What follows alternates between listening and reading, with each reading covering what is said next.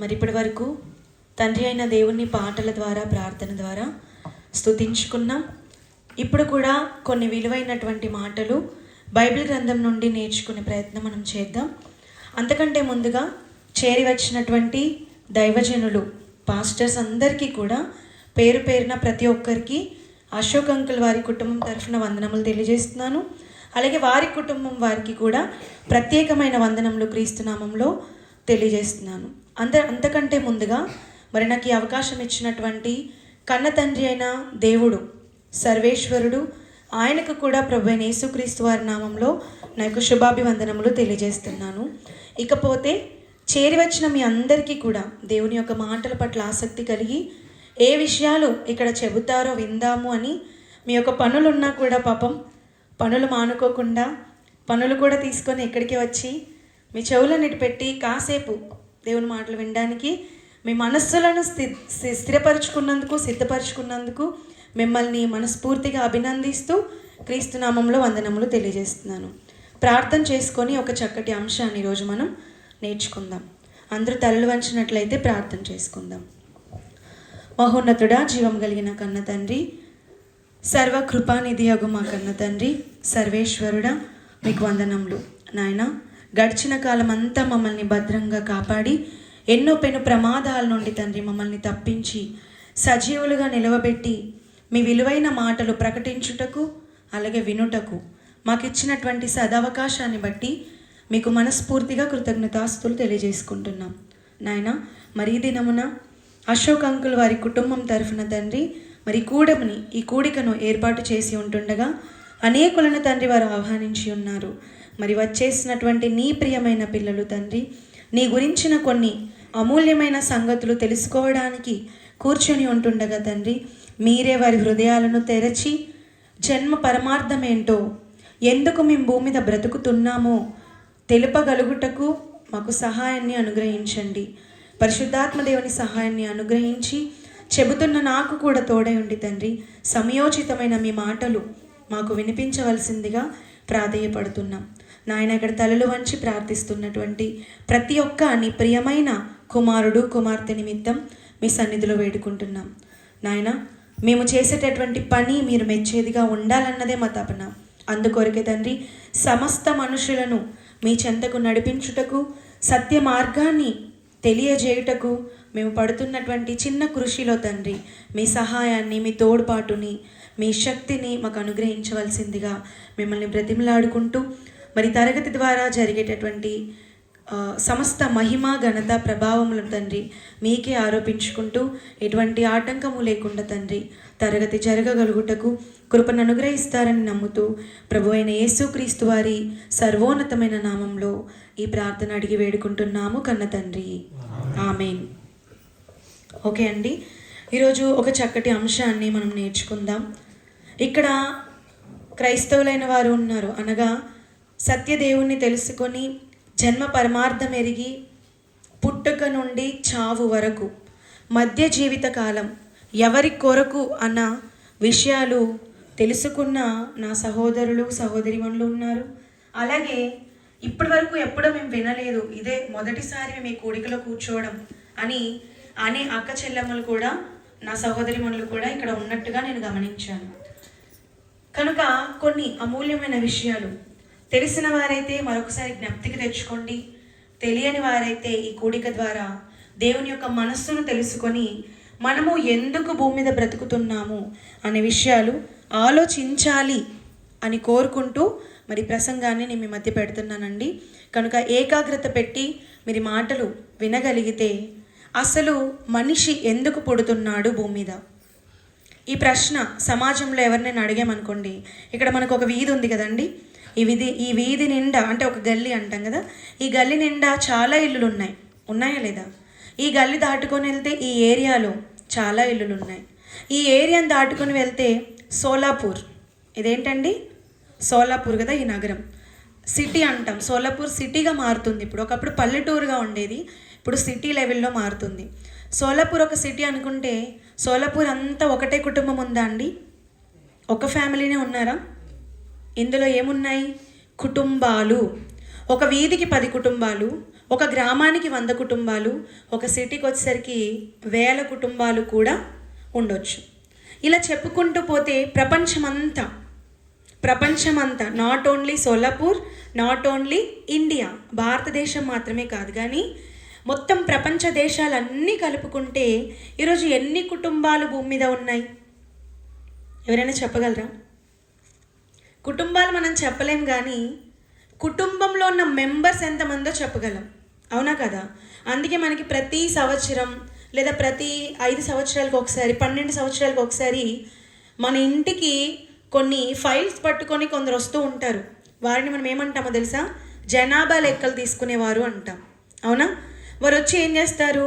మీ కుటుంబంలో ఎంతమంది ఉన్నారు, మీ కుటుంబంలో ఎంతమంది మనుషులు ఉన్నారు, పిల్లలు ఎంతమంది, పెద్దలు ఎంతమంది, ఆడవారు ఎంతమంది, మగవారు ఎంతమంది అని మన యొక్క లెక్కలు తీసుకొని వారు నోట్ చేసుకుంటూ ఉంటారు. ఎందుకు ఈ లెక్కలు అంటే మన భారత ప్రభుత్వం ఏదైతే ఉందో, ఈరోజు మనల్ని పరిపాలిస్తున్నటువంటి మన జాతికి లేదా మన భారతదేశానికి తండ్రి లాంటి స్థాయిలో ఉన్నవాడు ఎవరండి? నరేంద్ర మోదీజీ అంట, మోదీ గారు, అంతేనా? నరేంద్ర మోడీ గారు ఈరోజు భారతదేశాన్ని పరిపాలిస్తున్నారు. ఇప్పుడు ఆయన సెంట్రల్ గవర్నమెంట్ సక్రమంగా నడపాలి అని అంటే సెంట్రల్ గవర్నమెంట్ కిందికి ప్రతి స్టేట్ గవర్నమెంట్ కూడా వెళ్తుందా లేదా? ఆంధ్రప్రదేశ్ నుండైనా, మహారాష్ట్ర నుండైనా, మధ్యప్రదేశ్ నుండైనా, గుజరాత్ నుండైనా, ఇలా ఎన్ని రాష్ట్రాలు అయితే మన భారతదేశంలో ఉన్నాయో వాటన్నింటికి ఆయన హెడ్గా ఉన్నాడు. ప్రతి రాష్ట్రానికి అన్ని వనరులు సక్రమంగా అందుతున్నాయా లేదా? ప్రతి రాష్ట్రానికి సక్రమంగా రవాణా జరుగుతుందా లేదా? ఎక్కడైనా జనాలు ఇబ్బంది పడుతున్నారా? ఎవరికైనా రాయితీలు లేక బాధపడుతున్నారా? ఎక్కడైనా స్కూల్స్ లేక పిల్లలు విద్యా విహీనులు అంటే చదువు లేక బాధపడుతున్నారా? హాస్పిటల్స్ లేక బాధపడుతున్నారా అన్నది ఎవరు కేర్ తీసుకుంటారంటే పైన ఉన్నటువంటి తండ్రి స్థానంలో ఉన్న మోదీ గారు, అవునా కదా? అందుకే మన దగ్గర ఏదైనా లోటు జరిగినప్పుడు మొదట మనం నిందించేది ఎవరిని చెప్పండి? ఇప్పుడు రోడ్లు బాగాలేవండి ఇక్కడ సోలాపూర్లో చాలా వరకు, అంతే కదా? నిజమేనా చెప్తున్నాను, అబద్ధం చెప్తున్నానా? నిజమే కదండి. నేను ఒక 2 డేస్ ఇక్కడ ఉండి చూశాను. చాలా వరకు రోడ్లు చాలా బాగాలేవండి. వెళ్తుంటే కుదుపులు, భయంకరమైనటువంటి గుంతలతో కూడినటువంటి రోడ్లు మనకు ఉన్నాయి. ఇప్పుడు సడన్గా మాలాంటి కొత్తవారు వేరే ఊరు నుండి ఇక్కడికి వచ్చారనుకోండి, మొట్టమొదట మనమైనా ఎవరమైనా నిందించేది ఎవరిని అంటే గవర్నమెంట్ని, అవునా కదా? చెప్పండి.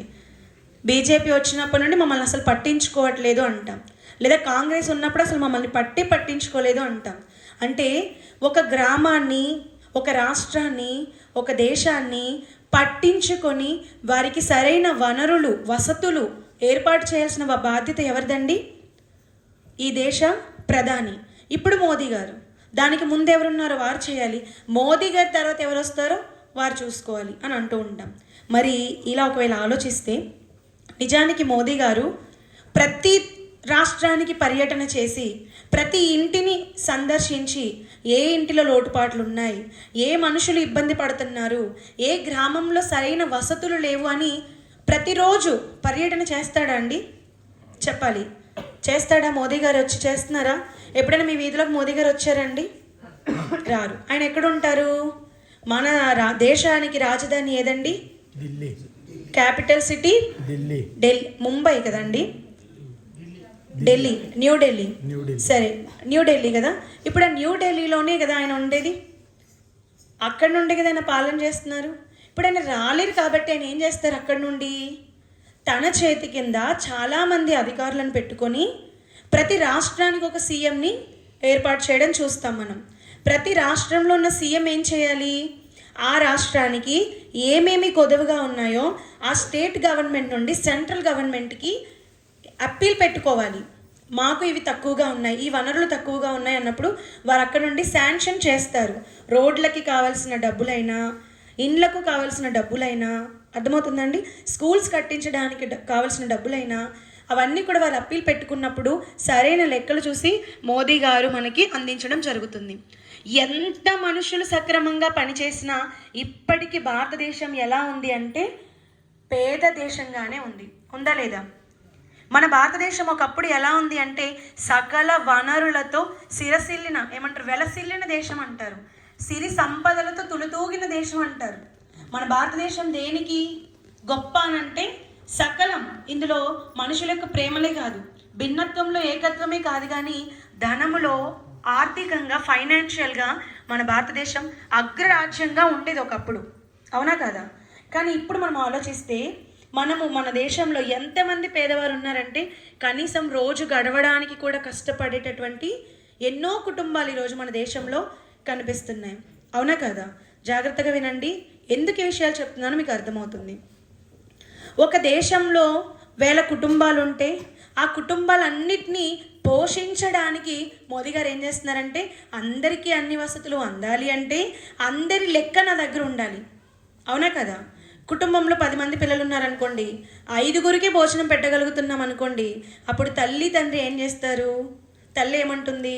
భర్తతో ఏమంటుంది ఆ భార్య అంటే, మీరు చేసే జీతం మన ఇంటి ఖర్చులకి సరిపోవట్లేదు, అందుకు నేనేం చేస్తానంటే నేను కూడా ఉద్యోగం చేస్తాను, లేదా నేను కూడా ఇంట్లో ఉండి ఏదో ఒక చిన్న బిజినెస్ స్టార్ట్ చేస్తాను, మీకు నేను సహకారిగా ఉంటాను అనేవారు ఉన్నారా లేదా? ఈరోజు ఉన్నారా లేదా అండి? ఎందుకంటే మనం బ్రతుకుతున్న ఈ కాలంలో, ఈ జనరేషన్లో అన్నీ కూడా ఖర్చులు పెరిగిపోయాయి, బ్రతకడం బరువైనటువంటి పరిస్థితుల్లో మనం ఉన్నాం ఈ రోజుల్లో. కనుక ఉన్న పెద్ద కుటుంబాన్ని పోషించాలంటే తండ్రి ఒకడు కష్టపడితే సరిపోదు, చదువులకు అయ్యే ఖర్చులు, వారి హాస్పిటల్ అయ్యే బిల్లు, అవునా, తినడానికి రోజు మనం కొనుక్కునేటటువంటి నిత్యావసర వస్తువులు ఎంత భారభరితంగా ఉన్నాయో వాటి రేట్లు మీకు తెలుసు, నేను చెప్పనక్కర్లేదు.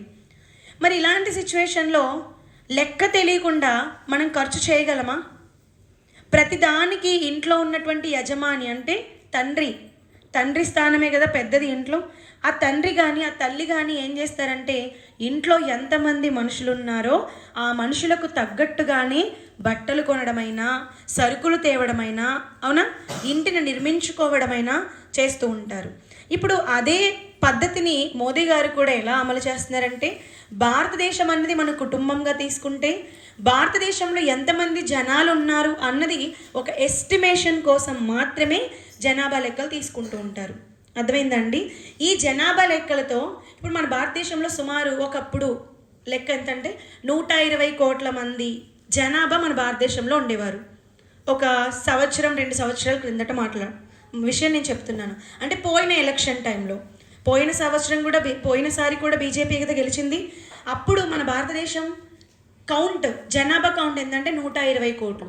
ఇలా కేవలం భారతదేశంలోని 120 కోట్ల మంది ఉంటే ఈ 120 కోట్ల మందికి ఎన్ని వస్తువులు కావాలి, ఎన్ని రోడ్ల నిర్మాణాలు కావాలి, ఎన్ని స్కూల్స్ కావాలి, ఎన్ని హాస్పిటల్స్ కావాలి, ఇదంతా కూడా ఎస్టిమేషన్ వేసుకోవడం కొరకు ఆయన సేకరించినటువంటి లెక్క ఇది.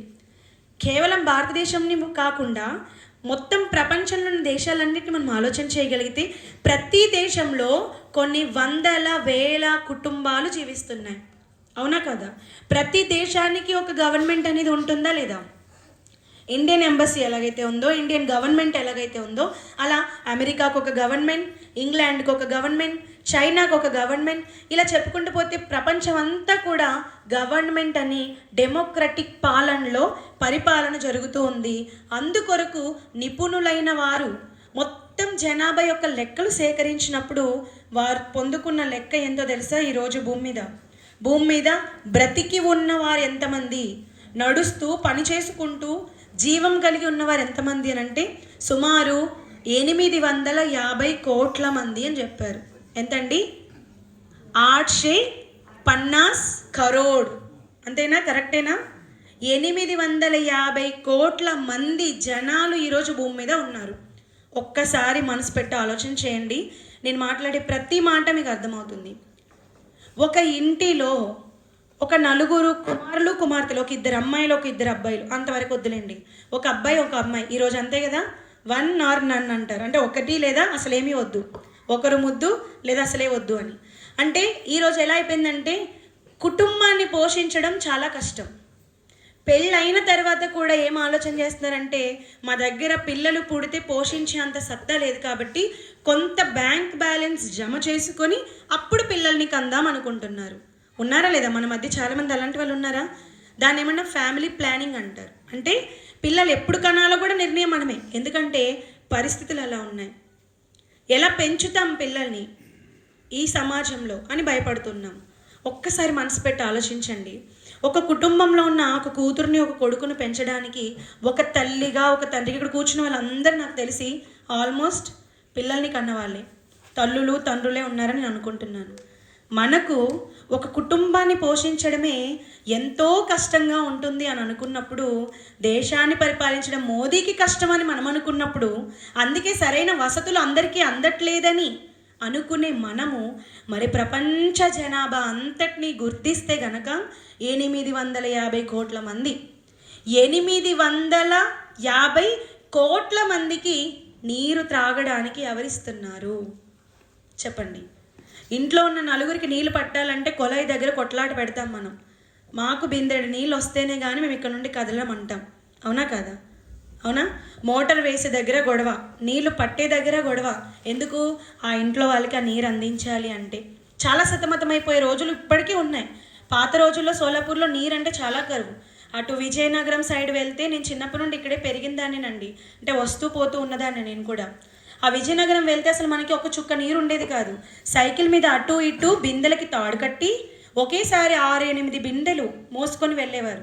ఏంటంటే ఇంట్లో ఉన్న వారికి నీరు అందించడం కష్టం మనకి. అవునా కదా? మరి అలాంటిది 850 కోట్ల మంది మనుషులకు ఈరోజు పుష్కలమైనటువంటి నీరు ఎక్కడి నుండి వస్తుంది? సరే, త్రాగడానికి పక్కన పెడదాం, స్నానం చేయడానికి పక్కన పెడదాం, బట్టలు ఉతుక్కోవడం, గిన్నెలు కడుక్కోవడం పక్కన పెడదాం. మనం తినాలి కదా, నీరే కాదు కదా. మనిషి బ్రతకాలంటే ఏం కావాలి? 3 పూటల, పోనీ 2 పూటలు వేసుకుందాం, నో టిఫిన్.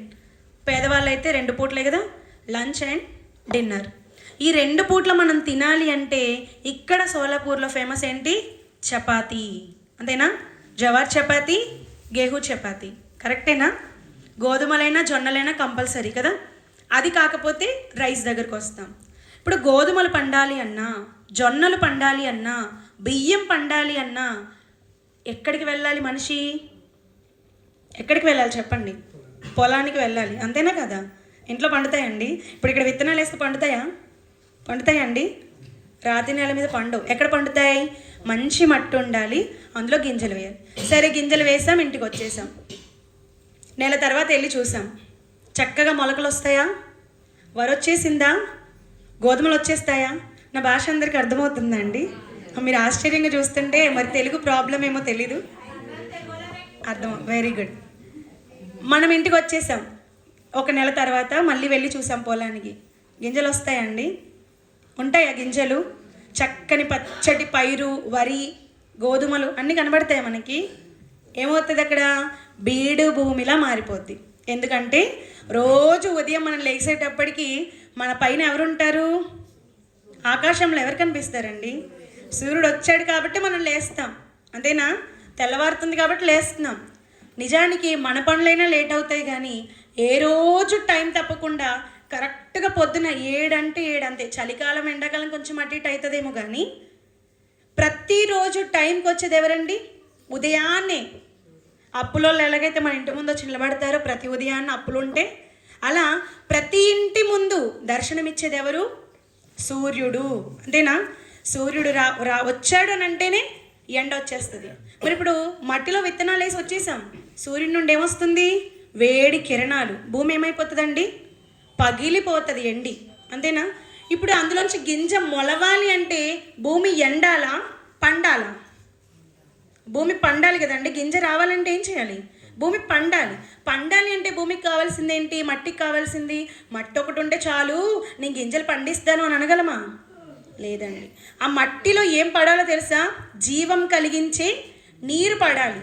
మనిషిలో నీరు లేకపోతే మనిషి ఎలాగైతే నీరసించిపోతారో, హైడ్రేట్గా లేకపోతే డీహైడ్రేషన్ అంటాం కదా, తల ఇసిరి వడదెబ్బ తగిలి ఎండకు వెళ్ళినప్పుడు ఎలాగైతే మనం కుప్పకూలిపోతామో, నేల కూడా అంతే. మీరు ఎన్ని విలువైన గింజలు, మంచి క్వాలిటీ గింజలు మీరు వేసినా కూడా నీరు లేకపోతే భూమి ఏమైపోతుంది? ఎండిపోతుంది, పంట చేతికి రాదు. అవునా కదా? అంటే ఇప్పుడు మనుషులు తాగడానికి, నిత్యావసర జీవితంలో వాడుకోవడానికే కాదు, మనం 4 వేళ్ళు అంటే ఒక ముద్ద మన నోట్లోకి వెళ్ళాలంటే కూడా, అది రావాలంటే దానికి కూడా ఏమవసరం? నీరు. ఇకపోతే మేము ఇప్పుడు ట్రైన్లో కదండి వచ్చాం, సోలాపూర్కి వైజాగ్ నుండి వచ్చాం. మేము వస్తున్నంతసేపు ట్రైన్లో ఎక్కడో అక్కడక్కడ స్టేషన్స్ దగ్గర ఇల్లులు తప్ప మిగిలిందంతా కూడా పొలాలేనండి. అవునా కదా? మీరు అందరూ ట్రైన్లో వెళ్ళిన వాళ్ళే కదా. ఎంతమంది ట్రైన్ జర్నీ చేశారు చేయొద్దండి. మీ అలర్ట్ కోసమే అడుగుతున్నానండి. Thank you. మరి ట్రైన్లో వెళ్ళినప్పుడు మనకి ఎక్కువ ఏం కనిపిస్తాయండి? పొలాలే కదా. కేత్ వాడి ఇదే కదా అంటాం, మొత్తం అదే కనబడుతుంది మనకి. మరి ఇంత సువిశాలమైనటువంటి భూమి మీద అంత ఎకరాల స్థలంలో ఉన్నటువంటి పొలాలకి నీరెక్కడి నుండి వస్తుంది? మీరు అంటారు రైతు మోటార్ పెట్టారు కనుక వస్తుంది అంటారు. నేను అంటాను మోటార్లోకి నీరు ఎలా వస్తుంది చెప్పండి? భూమి లోపల నుండి అంటారు. ఇంతకీ గర్భంలో నీరు ఎవరు పెట్టారు ఇప్పుడు చెప్పండి? అంతే కదండి. చివరికి ఎవరైనా ఎక్కడికి రావాలండి? దేవుని దగ్గర. కానీ దేవుడు అని ఈ 3 అక్షరాలను ఒప్పుకోవడానికి మనిషి చాలా సిగ్గుపడతాడండి. ఇది మాత్రం వాస్తవం. ఈ 3 అక్షరాల పదం మనకి ఎప్పుడు గుర్తుకొస్తుందో తెలుసా? దేవుడు అనే పదం ఎప్పుడు గుర్తుకొస్తుందో తెలుసా? నెంబర్ 1 కష్టాల్లో, దుఃఖంలో, బాధలో, ఇక నాకెవరూ లేరు, దేవుడే దిక్కు, అప్పుడే కదా మీరు మాట్లాడతారు ఈ పదం. దేవుడే దిక్కు అనే పదం ఎప్పుడు వస్తుంది మనకి? ఇంకా అందరూ వదిలేసి వెళ్ళిపోయినప్పుడు. భర్త పక్కన ఉన్నప్పుడు దేవుడు గుర్తుకురాడు, పిల్లలు మనతో ఉన్నప్పుడు దేవుడు గుర్తుకురాడు, ఆరోగ్యంగా ఉన్నప్పుడు దేవుడు అస్సలే గుర్తుకురాడు మనకి. ఎప్పుడు గుర్తుకొస్తాడు మనకి దేవుడు? ఇక అందరూ వదిలిపోయి నిస్సహాయమైన స్థితిలోకి వెళ్తామే, అప్పుడు గుర్తుకొస్తాడు. అంటే మనుషులు దేవునికి ఏ స్థానాన్ని ఇస్తున్నారో ఆలోచించండి. దేవుడు మనిషికి ఏ స్థానాన్ని ఇచ్చాడో ఆలోచించాలి. ఇప్పుడు మనం దేవుడు మనిషికి ఏ స్థానాన్ని ఇచ్చాడంటే, ఏ ఒక్కరు కూడా ఇబ్బంది పడొద్దంటే, భూమి మీద భారతదేశంలోనే నీరు కాదు, అమెరికాలో నీరు ఉండాలి, ఆస్ట్రేలియాలో నీరు ఉండాలి, అవునా, జపాన్లో నీరు ఉండాలి. ఇలా ప్రపంచమంతా కూడా దేవుడు దేంతో నింపాడంటే, సుమారు భూగోళం ఉంది కదండి, రౌండ్గా ఉంటుంది కదా, గ్లోబ్, అదంతా మనం ఒకసారి తిప్పి చూస్తే 75% నీరే ఉంటుందండి. కేవలం ఆరిన నేల 25%. ఆ ఆరిన నేల 25 అయితే అంటే పావు కిలోల పావు ఎలాగైతే ఉంటుందో, ఈ పూర్తి 100%లో పావు మాత్రమే 25% మాత్రం భూమి ఉంటే, ఆ భూమి మీద ఉన్న 850 కోట్ల మంది కొరకు ఎంత నీటిని దేవుడు పెట్టాడో ఆలోచించండి. కేవలం పావు భూమిలోనే మనుషులు ఇంతమంది ఉంటే భూమి అంతా నింపాడు అనుకోండి దేవుడు, మనకి ఎన్ని కొదవవుతాయి ఆలోచించండి. నీరుంటుందా మనకి? కానీ దేవుడు ఏం చేశాడు? నీరుని ఎక్కువ శాతం పెట్టాడు, భూమిని తక్కువ శాతం పెట్టాడు. ఇది నేను నోట్తో చెప్తే మీకు ఎలా ఉందో తెలియదు, కానీ సర్వేశ్వరుడు, సృష్టికర్త, ద క్రియేటర్ అంటాం కదా, సృష్టిని చేసిన ఆయన పేరేంటన్నది పక్కన పెట్టండి. ఇక్కడ చాలామంది ఉన్నారు అన్యులు, అంటే హిందూస్ ఉన్నారు, క్రిస్టియన్స్ ఉన్నారు, ముస్లిమ్స్ కూడా ఉండొచ్చు మేబీ ఇందులో ఒకప్పుడు. అయితే దేవుడు ఎవరు, ఆయన పేరేంటన్నది పక్కన పెట్టండి. దేవుడు శక్తి. ఏ శక్తి అయినా అంటే సమస్త మానవాళికి సకల వనరులను ఎట్ ఏ టైం ఇవ్వగలిగేటటువంటి మహాశక్తి. ఒక తండ్రి 4 పిల్లలకు సమానంగా అన్నీ ఇవ్వలేడు. ఇప్పుడు అశోక్ అంకుల్ ఉన్నాడు, అశోక్ అంకుల్ నేను అడుగుతాను. ఇప్పుడు అశోక్ అంకుల్ దగ్గర ఉదాహరణకు చెప్తున్నానండి, ఆలోచించండి, జస్ట్ ఎగ్జాంపుల్. ఇప్పుడు అశోక్ అంకుల్ దగ్గర 100 కోట్ల ఆస్తి ఉంది అనుకోండి 100 వద్దులే, 10 కోట్ల ఆస్తి ఉంది అనుకోండి. 10 కోట్ల ఆస్తిని సాగరానికి ఇచ్చారనుకోండి, మిగిలిన 3 కుమార్తెలు ఏమవ్వాలి చెప్పండి? ఏమీ లేదు, ఖాళీ చేతులతో పంపించాలి, అంతేనా కదా? తన దగ్గర ఉన్న 10 కోట్లని సమానంగా 10 కింద ఇవ్వగలడా? దాంట్లో హాఫ్ చేయగలడు. ఎలా చేయగలడు? 2.5 మాకు 2.5, అర్థమవుతుందా? లేదా 2 అంటే తన దగ్గర ఉన్నది డివైడ్ చేయగలడే, కానీ తన దగ్గర ఉన్నదే సమస్త మనుషులకి ఒకేలా ఆయన పంచి ఇవ్వలేడు. ఏ మనిషి అయినా భూమి మీద తనకున్న 4 అయినా 2 అయినా 1 అయినా 10 మంది అయినా సమస్తాన్ని తనదంతా కూడా తన పిల్లలకి ఎవ్వరూ ఇవ్వలేరు. ఇవ్వగలరా అండి? ఇవ్వలేరు. ఎంతో కొంత స్వార్థం అనేది ఉంటుందా లేదా మనుషులకి? కొంత ఉంటుంది. ఎందుకు? రేపొద్దున నేను ముసలివాడిని అయితే నన్ను నా పిల్లలు చూడకపోతే ఇదే నన్ను రక్షిస్తుంది, ఇదే నాకు ఉపయోగపడుతుందని ఎంతో కొంత మనం దాచుకొని మన పిల్లలకి ఇస్తాం, అవునా కదా? ఏ తల్లిదండ్రులైనా.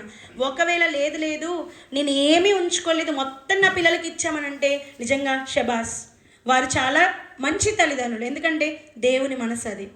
దేవుని మనసు ఎలాంటిదంటే ఏమీ దాచుకోలేదటండి.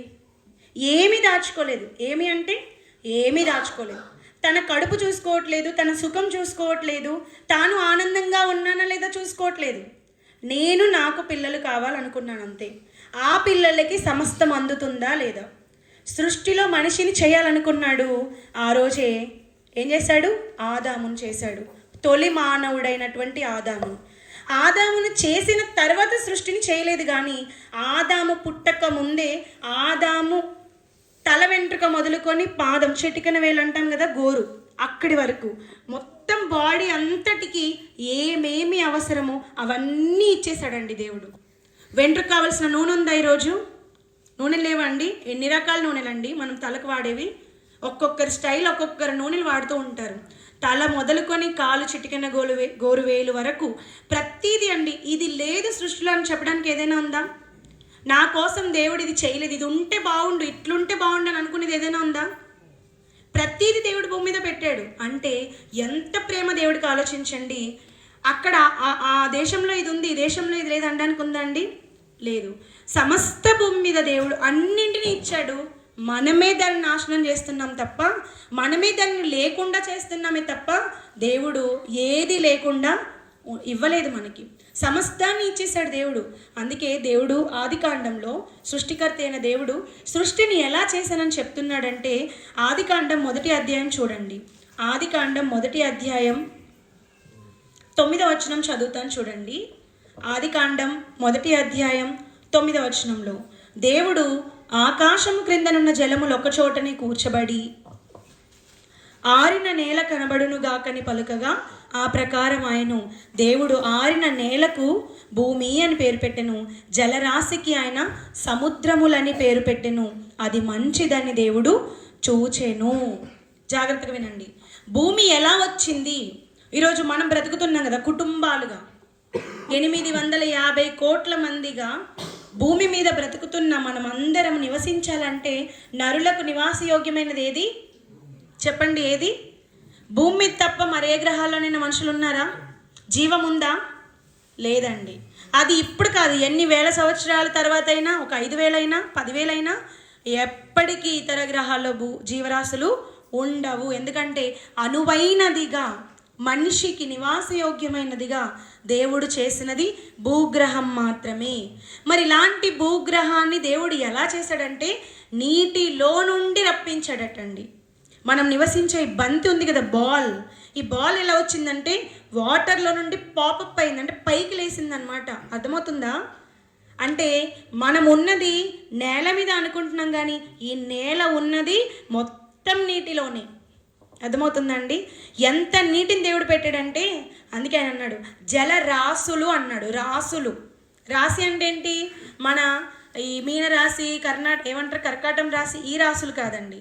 రాశి అంటే పోగు, కుప్ప, విశాలమైనది అని కదా అర్థం.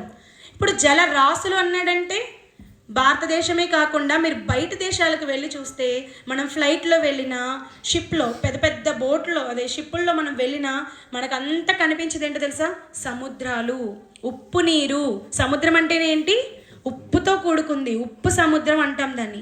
ఎందుకు దేవుడు ఎంత విశాలమైనటువంటి సముద్రాన్ని పెట్టాడు? మనుషుల్ని ఎందుకు పావువంతు భూమి మీదే ఉంచాడనంటే, ఎంత ఆలోచించాడు దేవుడు చూడండి.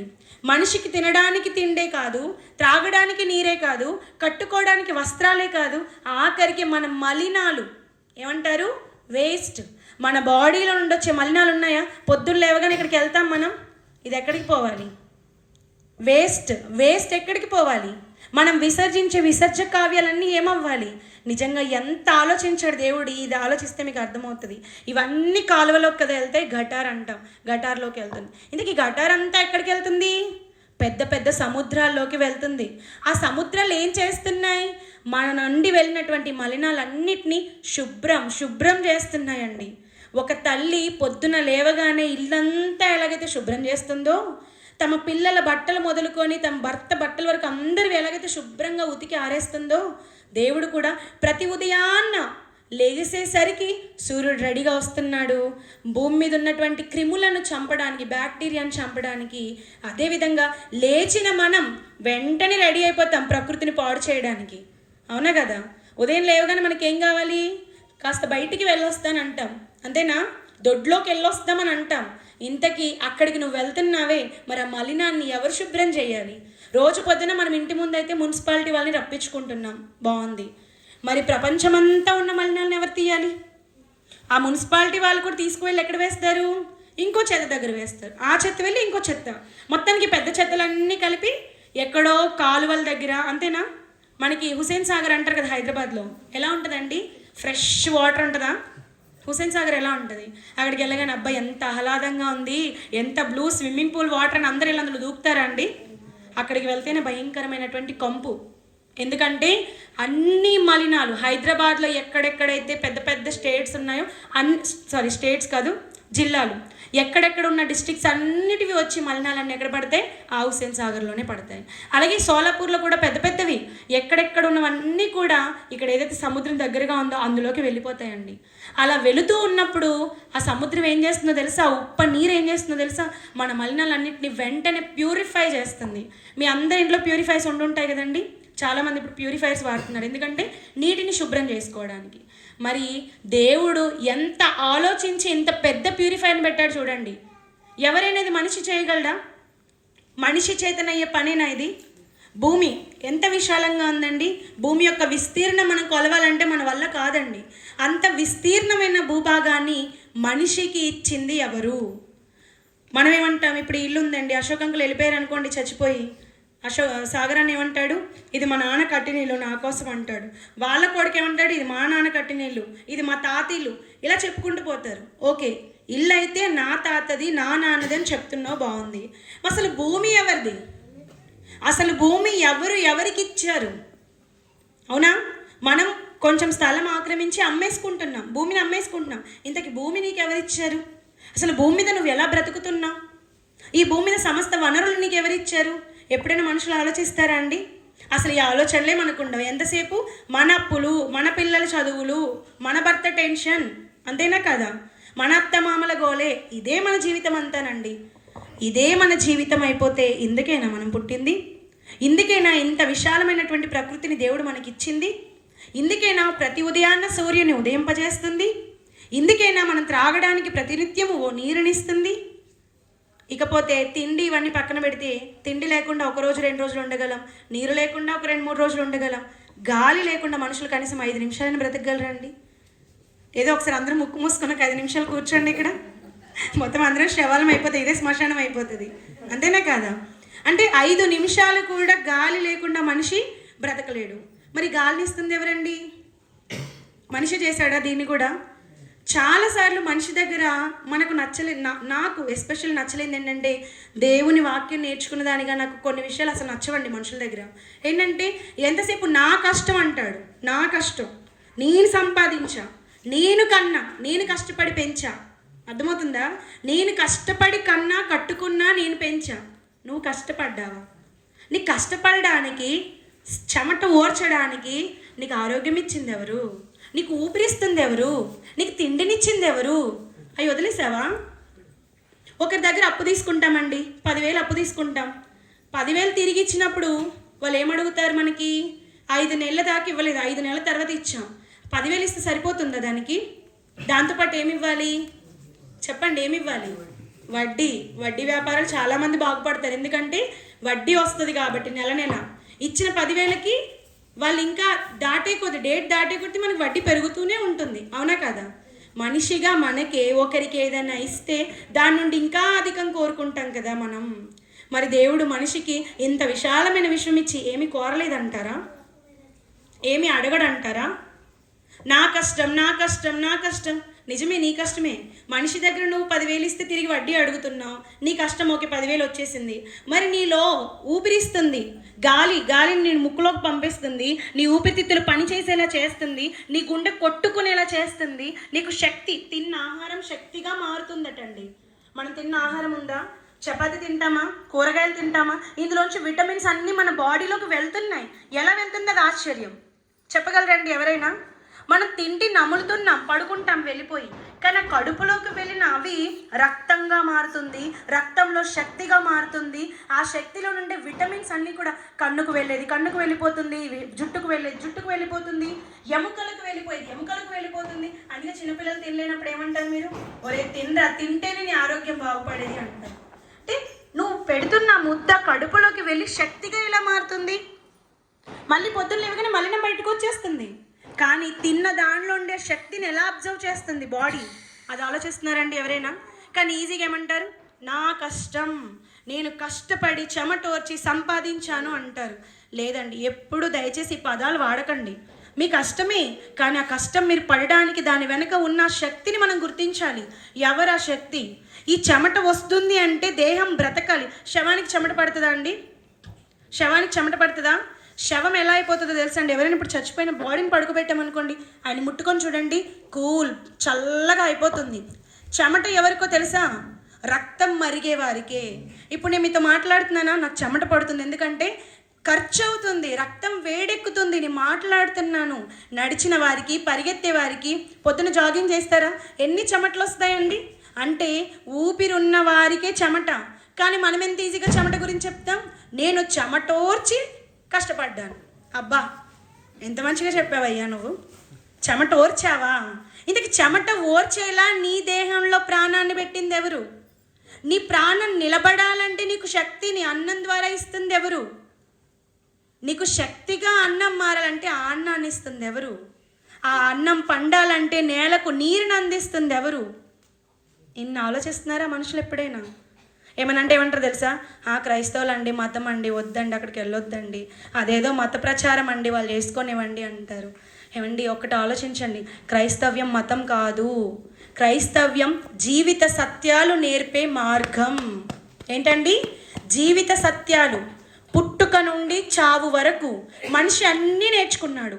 పుట్టిన మనిషి నడవడం నేర్చుకున్నాడు, మాట్లాడడం నేర్చుకున్నాడు, పరిగెత్తడం నేర్చుకున్నాడు, తల్లిదండ్రులని గుర్తుపట్టడం నేర్చుకున్నాడు, బంధువులకు విలువలు ఇవ్వడం నేర్చుకున్నాడు, పెద్దవాడై సంపాదించి పేరు పొందడం కూడా నేర్చుకున్నాడు. కానీ పుట్టించింది ఎవరు నేర్చుకున్నాడా? ఏ బడిలోనైనా చెప్తారా నువ్వు ఎలా పుట్టావో తెలుసా అని? అమ్మ కడుపుని చూపిస్తారు, అంతేనా? అమ్మ కడుపు బొమ్మేస్తారు. మొదటి నెల ఫీటస్ ఇలా ఉంటుంది, గర్భంలో పిండం ఇలా ఉంటుంది, 2వ నెల ఇలా ఉంటుంది, 9వ నెలకు వచ్చేసరికి పూర్తి ఆకారం అయిపోయింది, 10వ నెల కల్లా నువ్వు బయటపడ్డావు.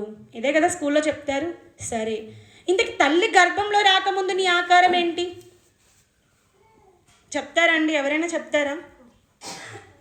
ఇది చెప్తే ఇప్పుడు మేము మత ప్రచారకులం అయిపోయాం. ఇది చెప్తే ఇది ఒక మతం, క్రైస్తవ్యం ఒక మతం, ఇది విదేశీ మతం, అది యేసుదేవుడి బోధ అంటారు. యేసుదేవుడు చేసిన బోధ ఏంటి అని అంటే, భూమి మీదకి వచ్చి 2000 సంవత్సరాల క్రిందట మనిషి ఎందుకు పుట్టాడు, ఎలా పుట్టాడు, ఎవరు అనుకుంటే పుట్టారో ఆయన చెప్పాడు.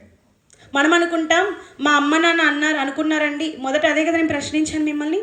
మనిషి ఎందుకు పుట్టాడు, మనిషి జన్మ ఎందుకు జరిగింది, భూమి మీద మనం ఎందుకు పుట్టాం, అసలు ఇన్ని కుటుంబాలు ఉన్నాయి కదా, 850 కోట్ల మంది మనుషులు ఉన్నారు కదా, వీరందరికీ అన్నీ అందుతున్నాయి, బాగుంది. ఇంతకీ ఇంతమంది ఎందుకు పుట్టారు? ఎందుకు పుట్టావయ్యా నువ్వు అని అడిగితే ఇక్కడ ఉన్నవారు ఏం చెప్తారు తెలుసా? బయట ఉన్నవాళ్ళు, ఇక్కడ అంటే మీరు కాదండి, బయట ఉన్న వాళ్ళు ఏమని అంటారంటే, తెలియని వాళ్ళు మా అమ్మ నాన్న కన్నారు కాబట్టి పుట్టాను అంటారు. అవునా? మా అమ్మ నాన్న పెళ్లి చేసుకున్నారు, కన్నారు, నేను పుట్టాను అంటాం.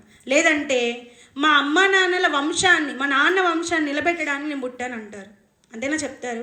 లేదంటే మా కుటుంబానికి మంచి పేరు తేవడానికే మా కొడుకు పుట్టాడండి అంటారు. ఏదైనా చెప్తారు.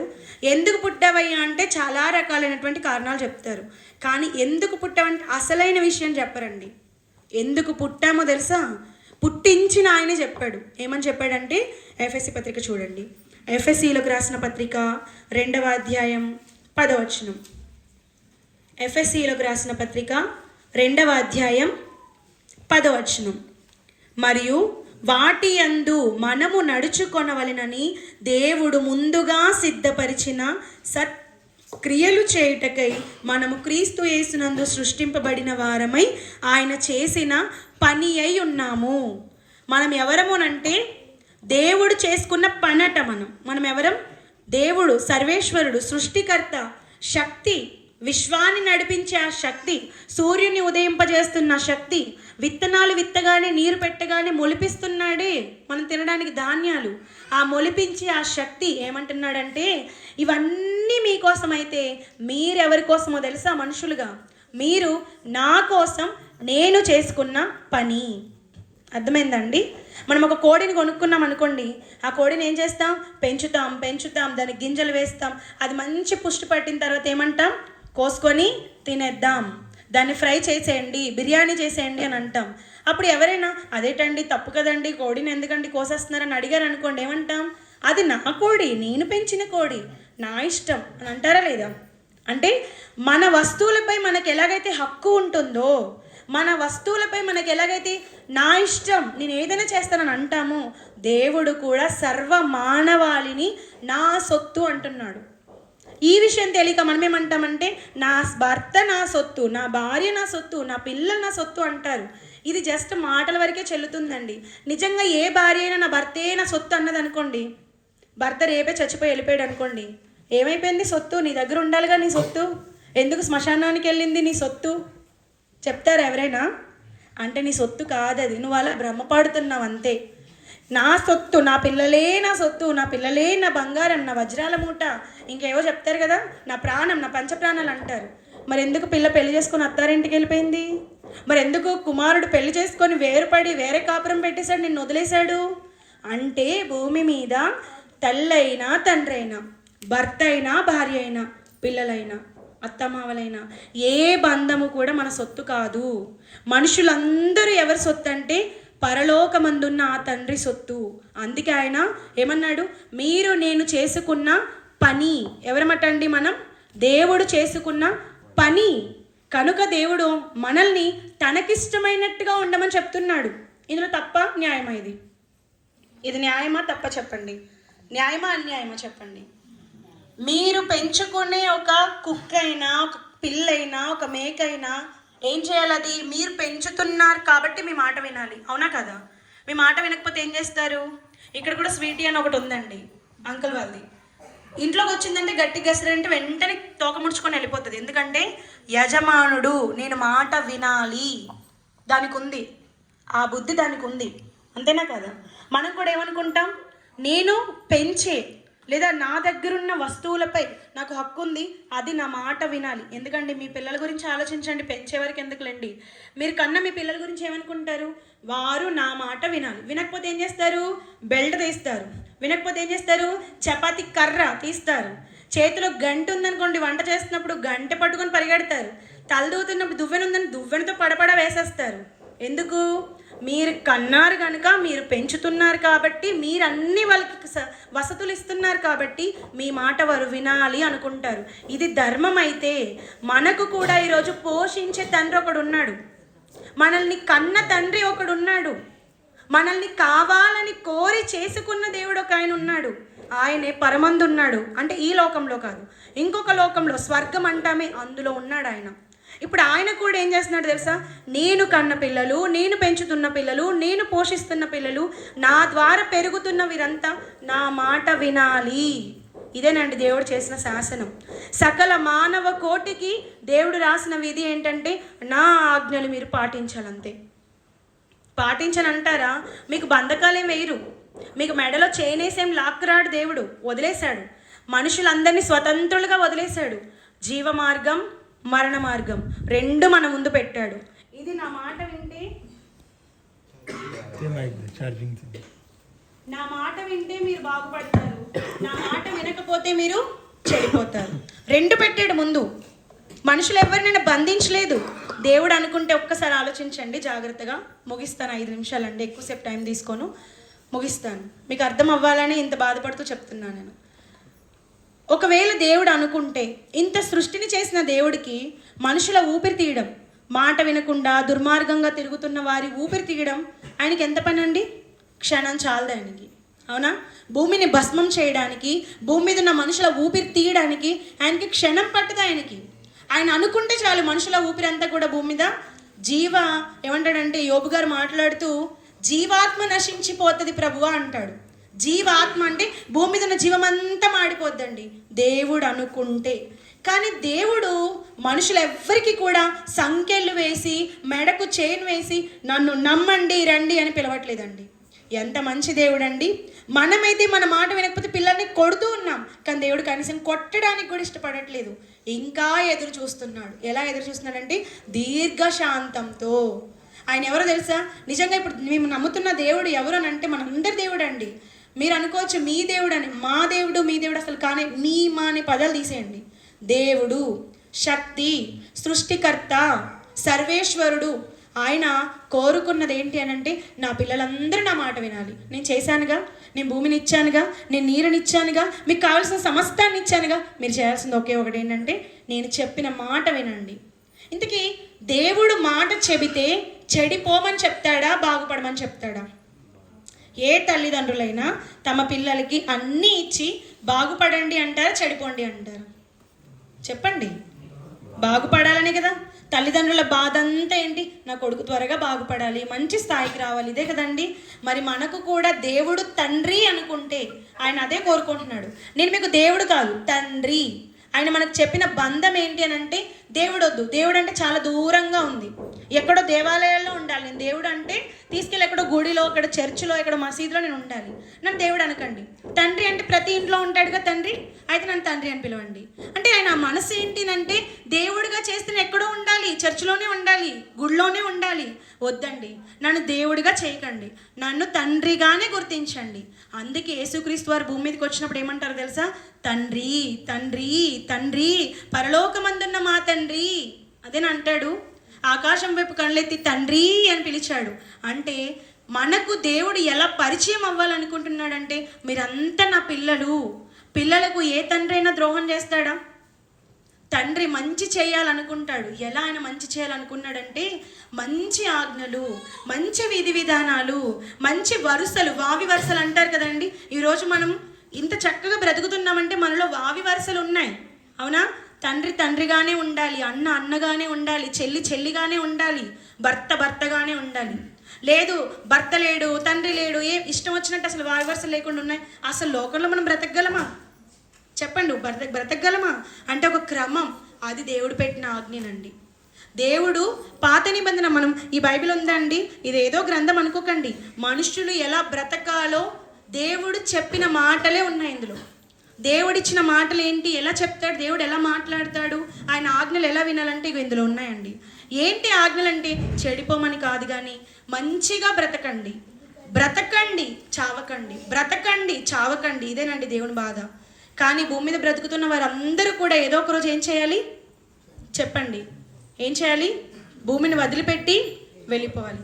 ఎంత అందమైన ఇల్లు ఉన్నా కూడా ఇందులో ఉన్న వాళ్ళ ఆయుష్కాలం తీరిపోయింది అనుకోండి, ఆంటీ అయినా, అంకుల్ అయినా, అన్నీ అయినా, ఎవరైనా ఇల్లును వదిలిపెట్టి పోవాల్సిన వారేనా?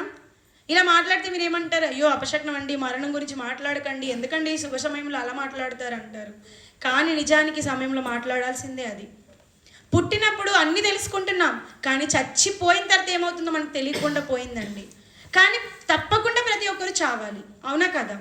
పుట్టిన వాళ్ళు ఎలా బ్రతకాలో తెలుసుకున్నారు, ఎలా చదువుకోవాలో తెలుసుకున్నారు, ఎలా పైసా సంపాదించాలో తెలుసుకున్నారు. కానీ చచ్చిపోతామని తెలిసి కూడా చచ్చి ఎక్కడికి పోతున్నామో తెలుసుకోవట్లేదు. ఇది విచారపడవలసిన విషయం కాదా? చెప్పండి. చచ్చిన తర్వాత అసలు ఎక్కడికి పోతున్నాం, మనం ఏమైపోతున్నాం? నిన్నటిదాకా నాతోనే ఉన్నాడు మా అన్నయ్య, ఇవాళ లేడు. ఎక్కడికి వెళ్ళిపోయాడు ఆయన? ఆయన శవం ఇక్కడ ఉంది, పలకట్లేదు, ఉలకట్లేదు, లేపినా లేవట్లేదు. అన్నీ ఎక్కడికి వెళ్ళిపోయాడు? తాతయ్య ఎక్కడికి వెళ్ళిపోయాడు? నాన్న ఎక్కడికి వెళ్ళిపోయాడు? అమ్మ ఎక్కడికి వెళ్ళిపోయింది? అసలు ఆలోచిస్తున్నారండి?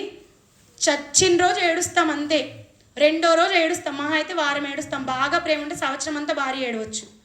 ఇంకా తర్వాత మామూలే ఇంకా తినడం, వండుకోవడం, సరదా కబుర్లు, తిరగడం, బంధువులతో కలిసిమెలిసి ఉండడం.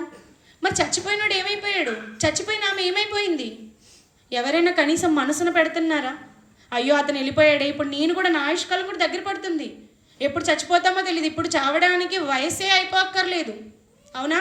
ఈ రోజులో చావడానికి ఓల్డే అయిపోవాలా? వృద్ధాప్యమే రావాలా?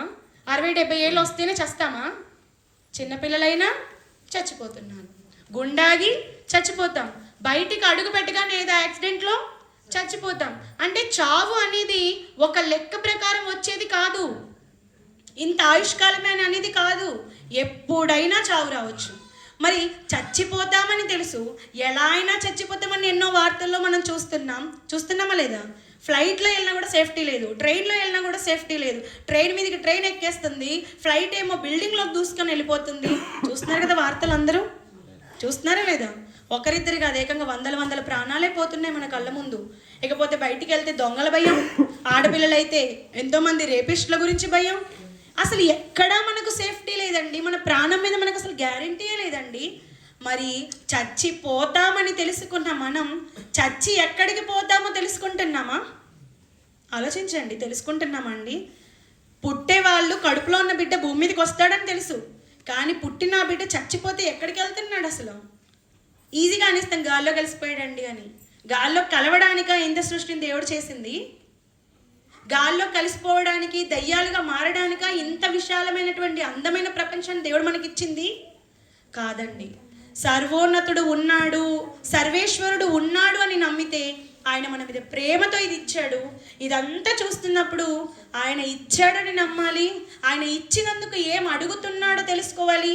అడిగిందేమిటో తెలుసుకొని దాని ప్రకారం జీవించాలి. అలా జీవించినప్పుడు దేవుడు మనకు నేర్పేది ఏంటో తెలుసా? సరైన మార్గం, శ్రేష్టమైన చక్కని మార్గమైన మనకు చూపిస్తాడు. ఏమంటాడు తెలుసా? వంకర టింకర మార్గం కాదు, కుడికైనా ఎడమకైనా వెళ్ళలేని సరైన మార్గాన్ని దేవుడు మనకు చూపిస్తాడు. ఆ మార్గం ఎవరో తెలుసా? ఈరోజు మేము బోధించే యేసుక్రీస్తు వారు. యేసుక్రీస్తు వారు ఎవరు అనుకుంటున్నారు? ఆయన ఒక మార్గం. యేసు ప్రభు ఎవరంటే ఒక మార్గం, ఒక రోల్ మోడల్. ఒక ఇల్లు మనకు తెలియకపోతే మనం ఎలాగైతే ఒకరిని ఆశ్రయించి వెళ్తామో, అలాగే పరలోకమందున్న దేవుడు సృష్టికర్త ఎవరో మనకు తెలియదు. అలాంటి సమయంలో ఆయన భూమి మీదకి వచ్చి, నేనున్నాను, నేను తండ్రి దగ్గర ఉన్నవాడి, నేను కుమారుడిని, నన్ను మీరు నమ్మితే నేను తీసుకెళ్తానన్న నమ్మకం మీకు నా మీద ఉంటే రండి, నా చేయి పట్టుకోండి, నేను మిమ్మల్ని తండ్రి దగ్గరకు తీసుకొని వెళ్తాను అంటున్నాడు దేవుడు, యేసుక్రీస్తు వారు. మరి ఎంతమంది యేసు ప్రభువుని నమ్ముతున్నారు? నమ్మడం అంటే చర్చికి రావడమే కాదండి, నమ్మడం అంటే బాప్తిస్మమే తీసుకునక్కర్లేదండి. మనస్సులో విశ్వాసం అనేది ఎక్కడ ఉంటుందండి? ఈ బైబిల్లో ఉందండి విశ్వాసం అనేది. ఇప్పుడు నా విశ్వాసం ఇందులో ఉందా అండి? ఇందులో ఉందా? ఎక్కడుంది నా విశ్వాసం? ఇది చదివిన తర్వాత ఇలాంటి నేను చెబుతున్న మాటలు ఎన్నో నేను చిన్ననాటి నుండి వింటూ ఇక్కడ విశ్వాసం పెట్టుకున్నాను. ఎక్కడ విశ్వాసం? ఇక్కడ. ఎవరికైనా దెబ్బ తగిలింది అనుకోండి, పెద్ద గాయం అయింది అనుకోండి, వాళ్ళు ఎప్పుడు ఏడుస్తూ ఉంటారు హాస్పిటల్లో ఉన్నప్పుడు. అప్పుడు ఏమంటారు? నీకు ఏం కాదు, నువ్వు టెన్షన్ తీసుకో, ఇట్లనే అంటారు. టెన్షన్ పడక అస్సలు అంటారు. టెన్షన్ ఎక్కడుంటుంది? చేతుల్లో ఒక వస్తువు కాదు టెన్షన్ ఎక్కడుంటుంది? బుర్రలో, అంటే మన ఆలోచనలో, అవునా? అలాగే విశ్వాసం అనేది కూడా ఒక వస్తువు కాదది. ఈ బాటిల్ ఉంది, ఇది ఒక వస్తువు, పట్టుకోగలను. విశ్వాసాన్ని పట్టుకోలేను, అది పెట్టుకోగలను. ఎక్కడ? హృదయంలో విశ్వాసంతో ఉండాలి. అలా ఎలా ఉండాలంటే, దేవుడు ఉన్నాడు, నన్ను పుట్టించాడు. మా అమ్మ కడుపులో 9 నెలలు ఉమ్మ నీరు. అమ్మ కడుపులో ఏముంటుంది తెలుసా? నీరు ఉంటుంది, ఉమ్మ నీరు అంటారు దాన్ని. ఉమ్మ నీరు పడిపోతే పిండంకి చాలా ప్రమాదం అంటారు. మరి 9 నెలలు నడుస్తున్నా, తిరుగుతున్నా, పడుకున్నా, వస్తువులు పైకి లేపుతున్నా, ఆ ఉమ్మ నీరు అలాగే బెలూన్లో ఎలా ఉంది? ఎవరు దాన్ని దాచారు? అసలు ఉమ్మ నీరు ఎలా ఫామ్ అయింది లోపల? కొబ్బరికాయలో నీళ్ళు ఎలా వచ్చాయి? చెట్టు మీద కొబ్బరికాయ ఎంతో గట్టిగా ఉంటుందని పగలు కొడితే కానీ అది పగలదు. అలాంటి దాంట్లోకి నీరు ఎలా వచ్చింది? అమ్మ కడుపులోకి ఉమ్మ నీరు ఎలా వచ్చింది? మళ్ళీ ఆ ఉమ్మ నీరులో ఒక చక్కటి అందమైన బొమ్మ. ఎంత అందంగా ఉంటారండి చిన్నపిల్లలు పుట్టినప్పుడు. ఎవరిని ముద్దు పెట్టుకోం కానీ పుట్టిన బిడ్డల్ని మాత్రం చూడగానే ముద్దు పెట్టేసుకుంటాం. అంత అందమైన రూపం. ఎలా జరుగుతుంది ఇదంతా? ఈ సృష్టి అంతా ఎలా నడుస్తుంది? భూమి ఎలా తిరుగుతుంది? సూర్యుడు ఎలా వస్తున్నాడు? పొలాల్లో మనం గింజలు వేస్తే పైరు ఎలా పైకి లెగుస్తుంది? ఇదంతా ఆశ్చర్యం కాదా? ఇదంతా చూసైనా దేవుడు ఉన్నాడని నమ్మాలి.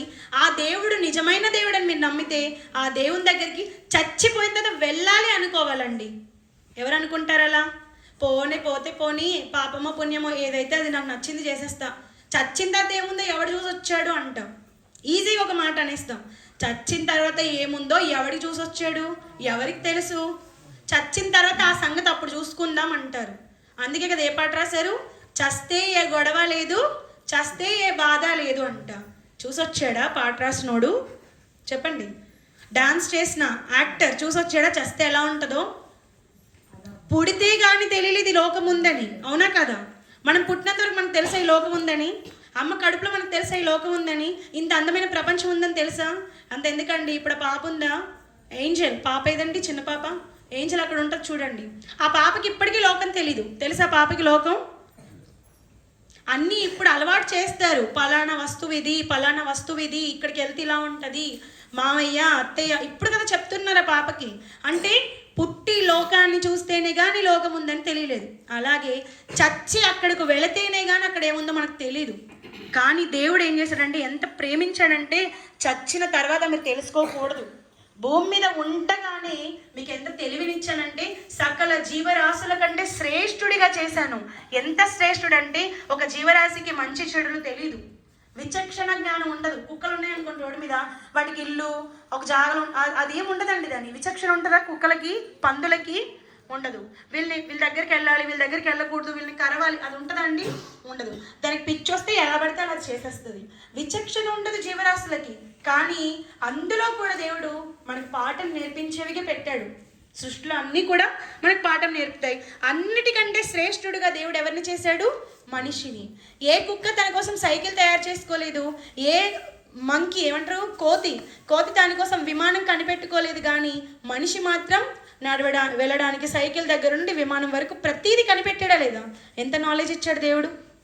తెలుసుకుంటున్నామా లేదా? ప్రతిదీ మంచి చెడ్డ తెలుసుకుంటున్నామా లేదా?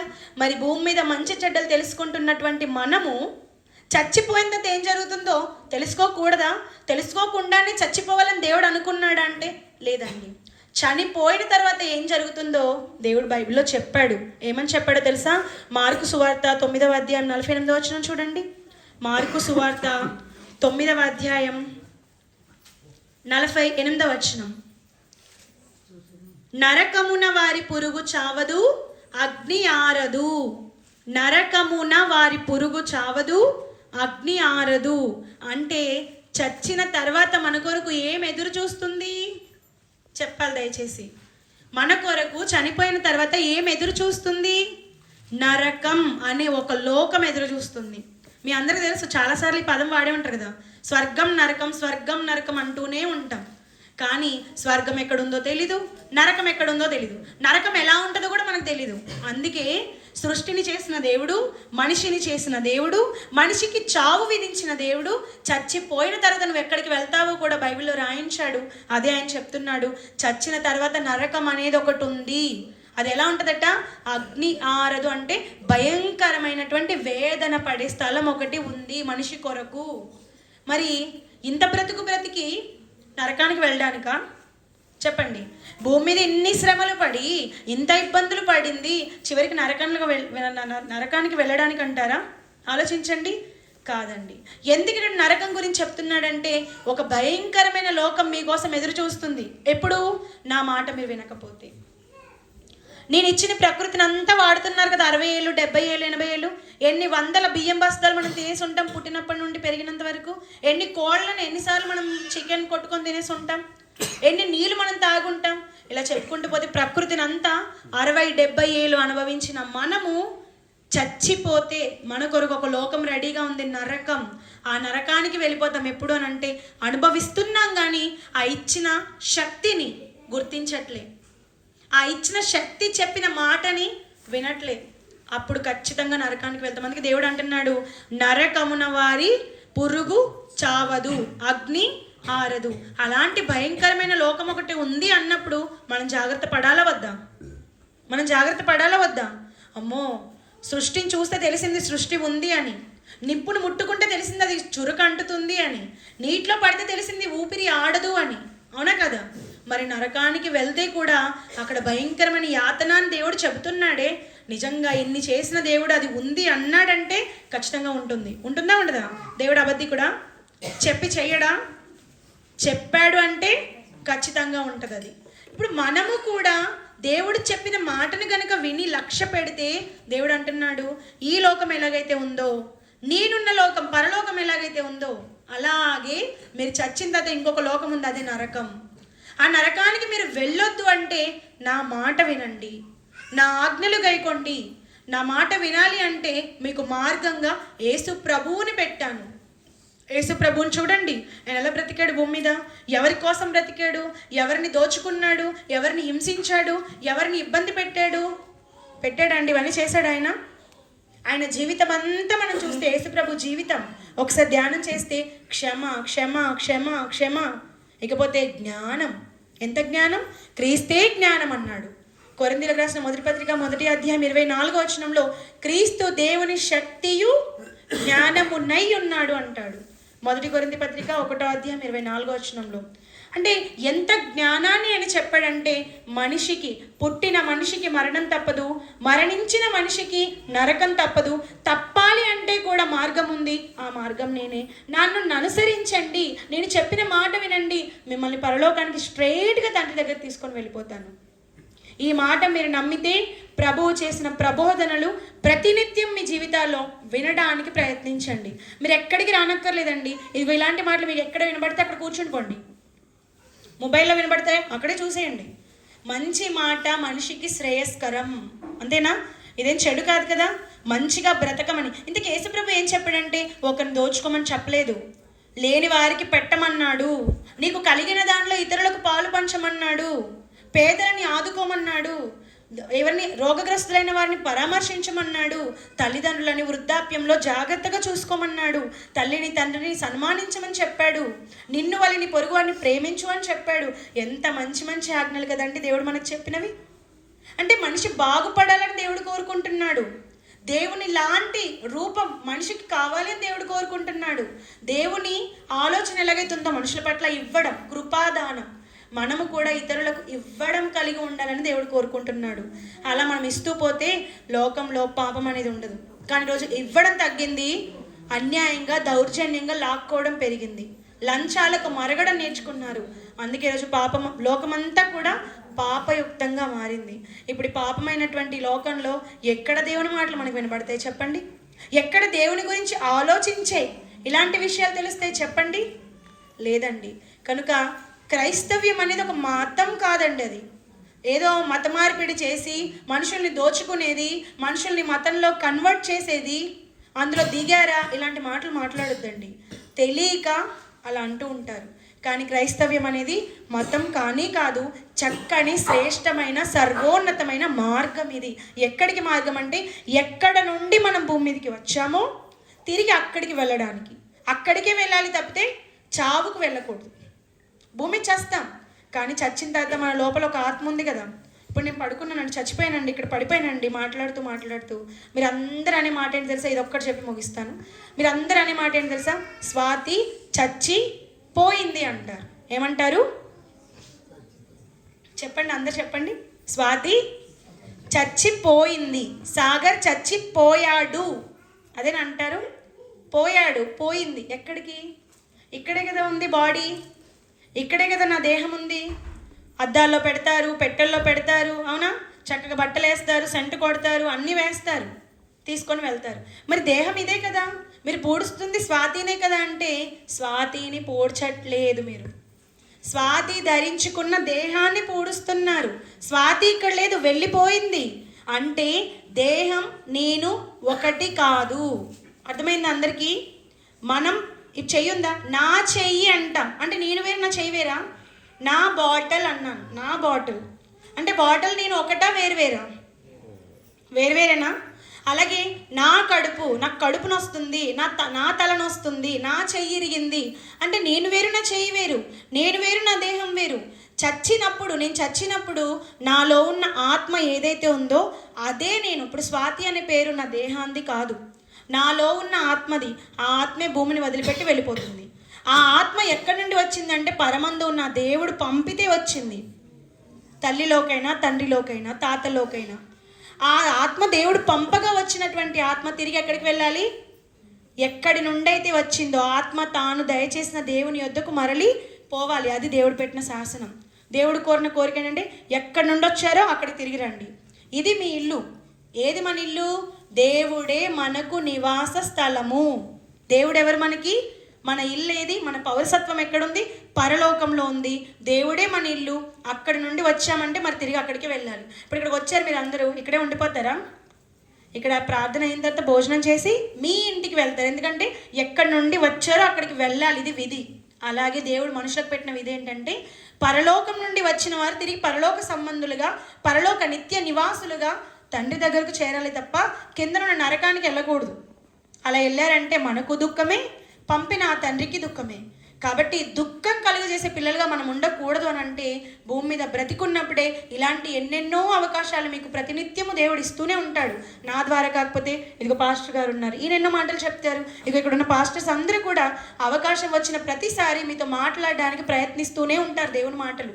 అప్పుడు మీరు వినాలి, ఏ మంచి విషయం చెప్పారు ఈరోజు, అయితే ఇది పాటించాలా, ఇది పాటిస్తే దేవుని దగ్గరికి వెళ్తానా అని అనుకొని మీ ఇంట్లోనే మీరు మనస్సులో దేవుని నమ్మగలిగితే, నమ్మకం పెట్టుకోగలిగితే మనమంతా కూడా నరకం నుండి తప్పింపబడి క్రీస్తు అనే ఈ మార్గం ద్వారా డైరెక్ట్గా తండ్రి దగ్గరకు వెళ్తాం.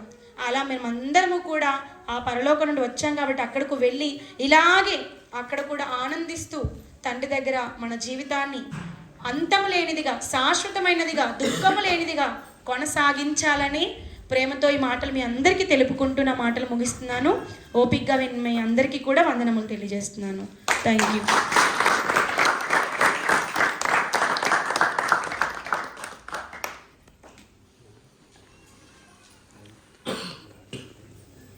సరే అండి, ఇంతవరకు చాలా చక్కటి మాటలు మనందరికీ దేవుడు రాసిన గ్రంథంలో 66 పుస్తకాలలో చాలా చక్కగా వివరించింది.